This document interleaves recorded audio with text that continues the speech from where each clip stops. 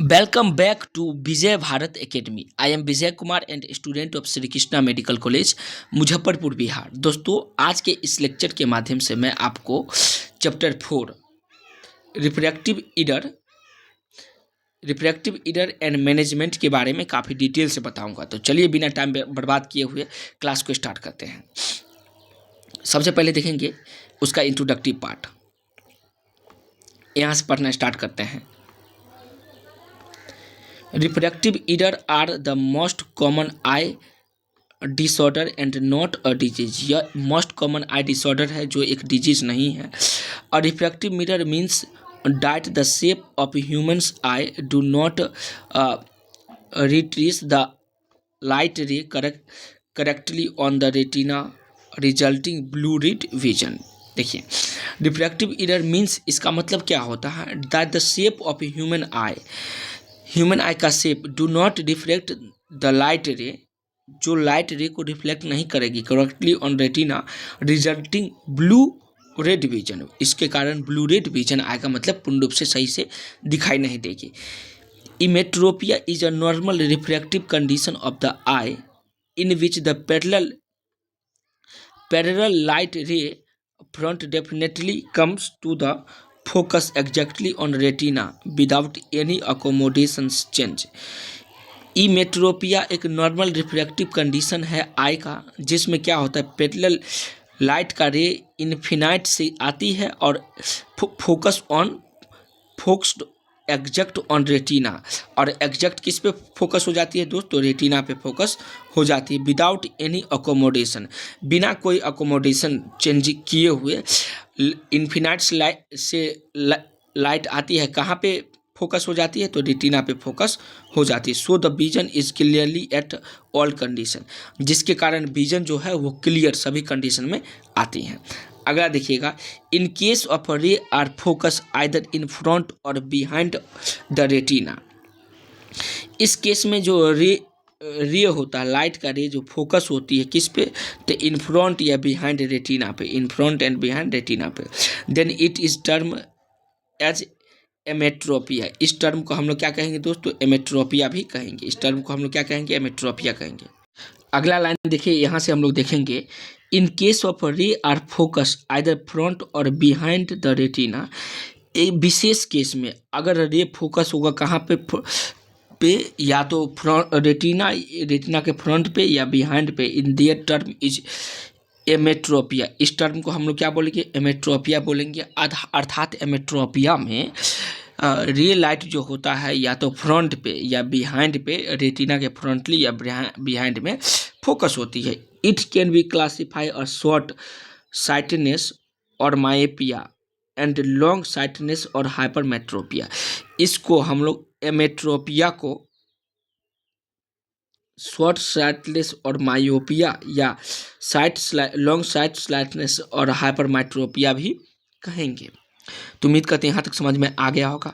फिर हम लोग आगे देखते हैं, मायोपिया के बारे में स्टडी करेंगे। मायोपिया होता क्या है, मायोपिया देखिए, मायोपिया पढ़ेंगे, ठीक है। यहाँ से एक एक लाइन को देखेंगे तो समझना स्टार्ट कीजिएगा। Myopia is a type of refractive error where the parallel ray of light are brought into focus in front of retina. Myopia एक प्रकार का रिफ्रैक्टिव एरर है जहाँ पे पैरेलल रे ऑफ लाइट जो होता है ब्राउट करती है कहाँ पे, into front focus in front of retina. वो कहाँ पे, तो रेटिना के फ्रंट पे वो फोकस होती है। And accommodation is at rest, जहाँ पे अकोमोडेशन क्या हो जाती है दोस्त, रेस्ट हो जाता है। This is called short sightedness और में नियर साइटनेस, जिसको हम लोग शॉर्ट साइटनेस और नियर साइटनेस भी कहेंगे, जिसके फ्रंट पे, रेटिना के फ्रंट पे जब पैरेलल लाइट अकोमोडेट होती है तो उसको हम लोग शॉर्ट साइटनेस और नियर साइटनेस कहेंगे। Near sightedness is a error of visual focus diet net distance object appear blue red. Near sightedness एक प्रकार का एरर है जिसमें नियर की वस्तु जो है उसको ब्लू रेड दिखाई देती है, मतलब धुंधला धुंधला दिखाई देगा। चलिए इस फिगर को देखिए, ये बहुत इंपॉर्टेंट फिगर दिया गया है, मायोपिया 4.1 फिगर जो है इसको हम लोग समझेंगे। ये मायोपिया का फिगर है 4.1 फिगर, ठीक है, जिसमें ये ह्यूमन आई है। यहाँ पे देखिए लाइट रे focus in front of retina. देखिए यहाँ पे रेटिना होता है इस पॉइंट पे, मान लीजिए यहाँ पे रेटिना है, यहाँ पे रेटिना है, यही रेटिना है मान लीजिए। तो रेटिना के जस्ट पहले फ्रंट पे, रेटिना के जस्ट पहले यहाँ पे फ्रंट पे क्या होता है, लाइट रे फोकस होती है यहाँ पे मान लीजिए ये रेटिना है। और ये जो लाइन है, ये लाइन को बोलेंगे steep curved of retina. Retina का स्टीप कर्व्ड है, रेटिना का स्टीप कर्व है, ठीक है। तो लाइट फ्रंट ऑफ रेटिना पे होती है तो मायोपिया कंडीशन उत्पन्न होती है। अब हम लोग इसका इटियोलॉजी पढ़ेंगे कि इटियोलॉजी क्या है। तो एक एक करके देखना स्टार्ट कीजिए। इटियोलॉजी में axial myopia, it is due to increase in anteroposterior length of the आई।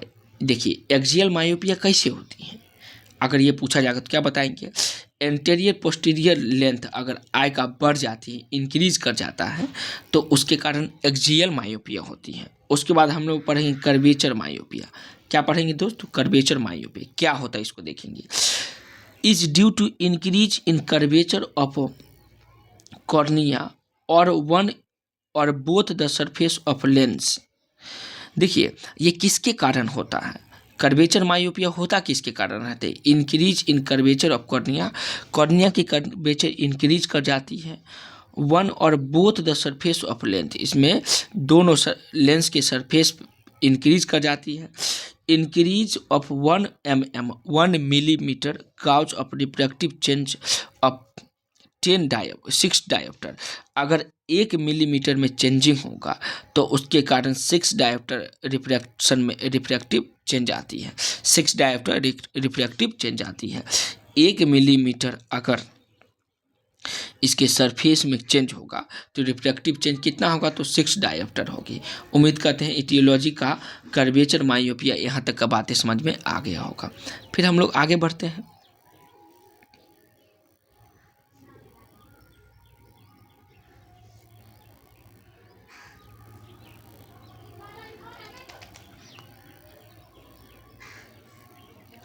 फिर दूसरा पॉइंट देखिए, इंडेक्स मायोपिया। इंडेक्स मायोपिया क्या होता है इसको देखेंगे। Index myopia a change of refractive index in the lens result in index myopia. इसमें क्या होता है, रिफ्रैक्टिव इंडेक्स में चेंज होते, लेंस के रिफ्रैक्टिव इंडेक्स में चेंज होगा जिसके कारण इंडेक्स मायोपिया उत्पन्न होती। तो इंडेक्स मायोपिया कैसे होगा, तो चेंज होगा रिफ्रैक्टिव इंडेक्स में, तो इंडेक्स मायोपिया उत्पन्न होगा। फिर पोजिशनल मायोपिया किसको कहेंगे, positional myopia is due to anterior placement of lens. इसमें क्या होता है, एंटेरियर प्लेसमेंट लेंस में चेंज हो जाती है तो पोजिशनल मायोपिया उत्पन्न होता है। उम्मीद करते हैं ये भी समझ में आ गया। फिर हम लोग आगे बढ़ते हैं, ऑप्टिकल कंडीशन देखेंगे। ऑप्टिकल कंडीशन देखिए, यहाँ से देखना स्टार्ट कीजिए। In myopia the parallel ray of light fall in front of retina. Myopia में पैरेलल रे ऑफ लाइट जो होता है कहाँ पे फॉल करती है, तो फ्रंट ऑफ रेटिना पे, and cause a blurred image, जिसके कारण कैसा इमेज आएगी, तो ब्लू रेड इमेज आएगी टू फॉल ऑन रेटिना, जो रेटिना पे ब्लू रेड इमेज बनेगी। So the distant object appear blue red, जिसके कारण दूर की वस्तु ब्लू रेड दिखाई देगा। In order to see clear the object is brought closer and divergent ray come on focus on the retina. देखिए clearly दिखाई देगा ऑब्जेक्ट, ब्राउटली क्लोजर होगा, divergent ray come the focus on the retina. Divergent ray कहाँ से आएगी, कहाँ पे focus करेगी, तो रेटिना पे फोकस करेगी। This make the far point, यह दूर की वस्तु या दूर बिंदु का निर्माण करेगा। In myopic eye at the infinite distance, infinite distance पे मायोपिक आई में, मायोपिक आई पे इन्फिनाइट डिस्टेंस पे फार पॉइंट का निर्माण होगा। This distance increase with the increase in degree of myopia. ये जो डिस्टेंस है वो इंक्रीज करेगी किसके साथ, तो डिग्री ऑफ मायोपिया में इंक्रीज कर जाएगी ये डिस्टेंस। तो बहुत इंपॉर्टेंट है, उम्मीद करते हैं यहाँ तक समझ में आ गया होगा। फिर अगला देखिए, therefore the near object is focus without an effort of accommodation. इसके कारण नियर पॉइंट जो होती है, नियर ऑब्जेक्ट जो होता है वो फोकस करती हैं विदाउट, बिना किसी अकोमोडेशन का, बिना किसी अकोमोडेशन का। For this reason myopes can suffer from convergence insufficiency and exophoria. ये बहुत इंपॉर्टेंट है। इसके कारण, इस रीजन के कारण मायोपिया जो होता है कैन सफर करेगी कन्वर्जेंस, इनसफिशियंस एंड एक्सफोरिया, ठीक है। उसके बाद clinical type of myopia, myopia का क्लिनिकल टाइप पढ़ेंगे। क्या पढ़ेंगे, मायोपिया का क्लिनिकल टाइप में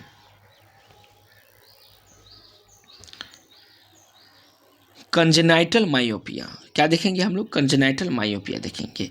it is present in at birth and many be unilateral और बायलेटरल। ये कहाँ पर प्रेजेंट होगा, बर्थ के समय में, और ये या तो यूनिलेटरल होगा या बायलेटरल। कंजेनाइटल का मतलब ये होता है जन्मजात, कंजेनाइटल का मतलब समझिए जन्मजात। ये प्रेजेंट होगा बर्थ के समय में, ये या तो यूनिलेटरल हो सकता है या बायलेटरल हो सकती है। बायलेटरल कंजेनाइटल मायोपिया में be associated with squint. Congenital bilateral congenital myopia जो होगा एसोसिएटेड होगा किससे, तो स्क्विट से, ठीक है। उसके बाद देखेंगे हम लोग simple myopia. It is the most common type of myopia. Simple myopia धड़ल्ले से लोगों में पाया जाएगा।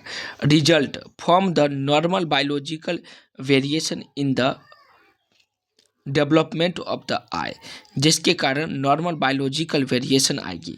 डेवलपमेंट ऑफ द आई के डेवलपमेंट में नॉर्मल बायोलॉजिकल वेरिएशन इसमें आएगी। The power of glasses increases, इसमें ग्लास का पावर क्या हो जाती है दोस्त, इंक्रीज हो जाती है। Usually during the I of study in school and college and remain study. इसके कारण ड्यूरिंग, ये कब होता है, तो जब study in school, year of study of school, मतलब जिस समय हम लोग पढ़ाई लिखाई करते हैं, एंड कॉलेज में, या तो स्कूल में या कॉलेज में पढ़ाई करेंगे उस समय ये कंडीशन आएगी। एंड देन रिमाइन एसटीडी, इसके बाद ये एसटीडी हो जाता है।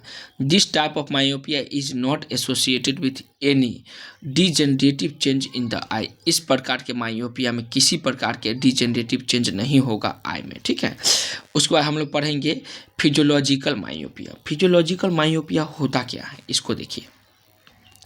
इन दिस कंडीशन, मतलब फिजियोलॉजिकल मायोपिया में, इस कंडीशन में myopia rapidly progresses and sub normally visual acuity persist even with correction and these are degenerative change in the retina.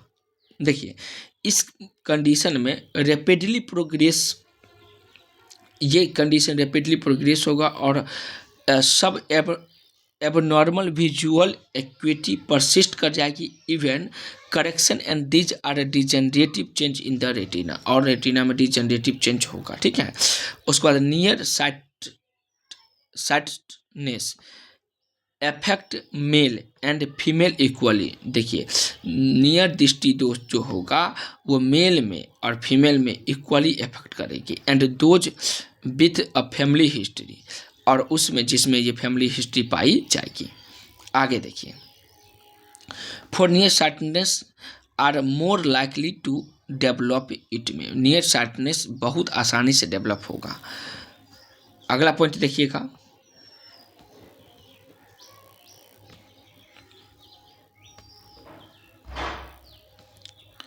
Most eye with near sightedness are entirely healthy, but a small number of people with myopia develop a front of retinal degenerations।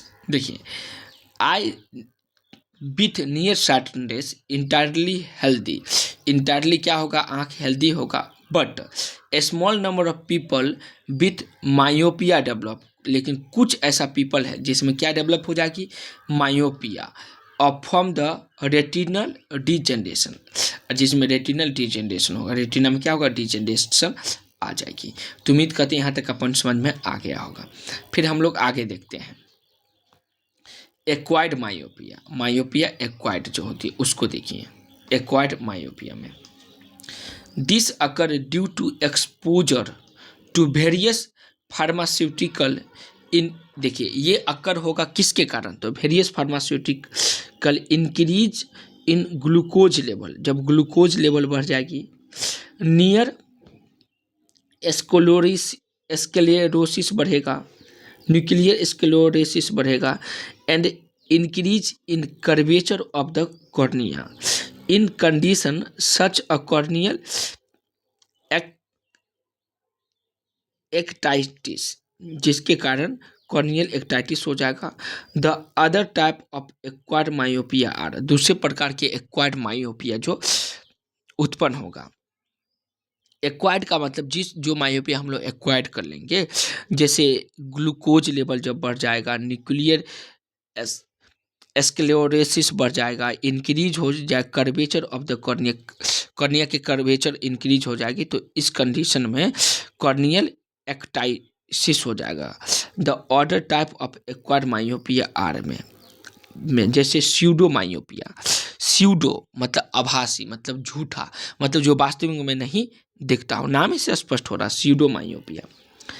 This type of myopia is called a false appearance of myopia that occur due to excessive accommodation and spasms of accommodations। देखिए, इस प्रकार के myopia जो होगा false appear होगा myopia diet due to excessive accommodations, जिसमें क्या होगा, एक्सेसिव अकोमोडेशन होगा, and spasm the accommodations। This type of myopia usually manifest the excessive amount of myopia and decrease amount of hypermetropia, इसमें hypermetropia का amount क्या होगा, decrease हो जाएगा। It could cause several headache with stenopaic complain, इसमें क्या होगा, several headache होगा किसके साथ, तो स्टेनोपिक कंप्लेन के साथ। तो सीडो मायोपिया क्या है, टाइप ऑफ मायोपिया है जिसको हम लोग क्या कहेंगे, फॉल्स अपरेंस ऑफ मायोपिया भी कहेंगे। ये अक्कर कैसे होता है, ड्यू टू एक्सेसिव अकोमोडेशन, ज़्यादा accommodation and spam of accommodation, excessive accommodation होगा और स्पेम होगा अकोमोडेशन में, तो सीडो मायोपिया कंडीशन उत्पन्न होगी।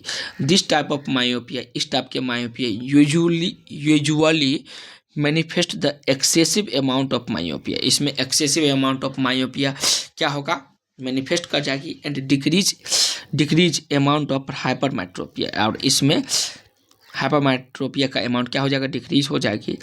It could cause several headache, जिसके कारण कुछ हेडेक होगा, विथ एस्थेनोपिक कंप्लेंट, जिसमें एस्थेनोपिक कंप्लेंट भी होगा। तो उम्मीद करते हैं स्यूडो मायोपिया समझ में आ गया होगा। अब हम लोग आगे बढ़ते हैं नाइट्स मायोपिया, मतलब नाइट में मायोपिया कैसे होगा उसको देखिए, बहुत आसान है। Night myopia, in night myopia the I has difficulty seeing in low illumination even through the day time vision in normal. देखिए, नाइट मायोपिया में क्या होता है, कोई भी वस्तु को देखने में बहुत ज़्यादा डिफ़िकल्टी होती है, स्पेशली नाइट टाइम में, जबकि उसी वस्तु को डे टाइम में हम लोग नॉर्मल देख सकते हैं, लेकिन नाइट टाइम में देखने में डिफ़िकल्टी होती है। दिस अकर ड्यू टू, अरे बोला है नाइट में मायोपिया मतलब वैसा कंडीशन, आँख का वैसा कंडीशन जिसके कारण कोई वस्तु ना दिखाई दे, और नाइट बताया गया है तो नाइट मायोपिया होगा, इसका मतलब नाइट में ना दिखाई देता होगा, लेकिन डे टाइम में दिखाई आसानी से देता है। This occur due to increase in sensitive to the shorter wavelength of light. ये किसके कारण होता है? तो सेंसिटिव और शॉर्टर वेवलेंथ ऑफ लाइट के इंक्रीज होने के कारण होती है।